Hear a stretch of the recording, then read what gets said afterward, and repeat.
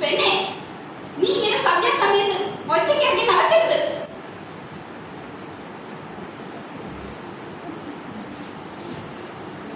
ഹേ പെണ്ണെ, നീ ഇങ്ങനെ ഒറ്റയ്ക്ക് നടക്കാമോ? അതെ, എന്തെല്ലാം അരുതുകൾ, അരുതുകൾ മാത്രം നിറഞ്ഞ ലോകം. പിന്നെ അവൾ വളർന്നാലോ? കാലിച്ചന്തയിൽ ഒരുവിനെ പോലെ സ്ത്രീധനം പറഞ്ഞുറപ്പിച്ച് മറ്റൊരു വീട്ടിലേക്ക് അടുക്കള പണിക്ക് മകൾ, ഭാര്യ, സഹോദരി, അമ്മ, അല്ലേ അല്ലേ?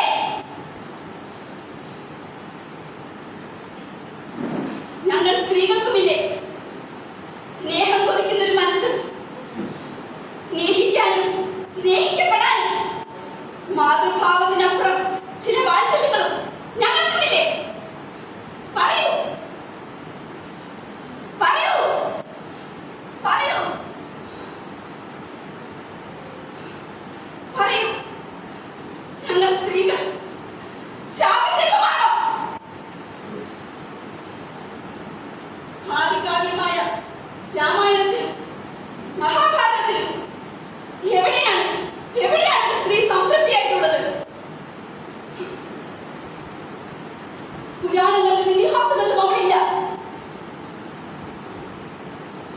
കുടുംബങ്ങൾക്കുള്ളിൽ എരിഞ്ഞു തിരിയാൻ വിധിക്കപ്പെട്ട സ്ത്രീ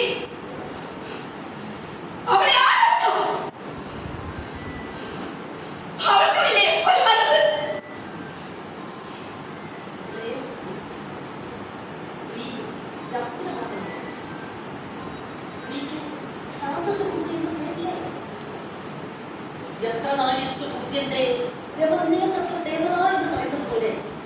ദേവതാംശത്തിൽ ലക്ഷ്മിയായും ദുർഗയായും ഭദ്രകാളിയായും വാഴ്ത്തപ്പെടുന്നവളല്ലേ സ്ത്രീ? നിനക്കറിയാമല്ലോ, എന്റെ നാടകങ്ങൾ നീ വായിച്ചിട്ടില്ലേ? കുടുംബങ്ങളിൽ നടക്കുന്ന പ്രശ്നങ്ങൾ മാത്രമല്ല, സമൂഹത്തിൽ സ്ത്രീ വിദ്യാഭ്യാസം ചെയ്യണമെന്ന് ഉയരണമെന്ന് ആഗ്രഹിച്ച എഴുത്തുകാരിൽ ഒരാളായിരുന്നില്ലേ ഞാൻ? എത്രയോ തലമുറകളോടൊപ്പം ഞാൻ സഞ്ചരിച്ചു, എത്രയോ തലമുറകൾക്ക് ഞാൻ വഴികാട്ടി. പക്ഷെ മകളെ, നീ പറയുന്ന ഒന്നിനോടൊപ്പം ഞാൻ നിൽക്കുന്നു. സ്ത്രീ, പുരുഷന്റെ അർദ്ധാംഗനയായ സ്ത്രീ, അവൾ ബലാബലം പോരാടുന്നുള്ളവളല്ല. അവളുടെ ജീവിതം പന്നമകനമാകാനുള്ളതല്ല. അവൾ ജീവിതത്തിന്റെ തന്നെ ഏറ്റവും ഘനപ്പെട്ട നിധിയാണ്. അങ്ങനെ തിരിച്ചറിയുവാനുള്ള പ്രവർത്തനങ്ങളിൽ നമ്മുടെ നാട്ടിലെ കലാകാരന്മാർ, നിന്നെ പോലുള്ള കലാകാരികൾ ഉയർന്നു വന്നാൽ നമ്മുടെ ഈ നാട് ശോഭനമാകില്ലേ? നമ്മുടെ ഈ നാട് സുന്ദരമാകില്ലേ? നമ്മുടെ വനിതകൾക്ക് ഒരു വസന്തകാലം ഉണ്ടാവില്ലേ? അതിനുവേണ്ടി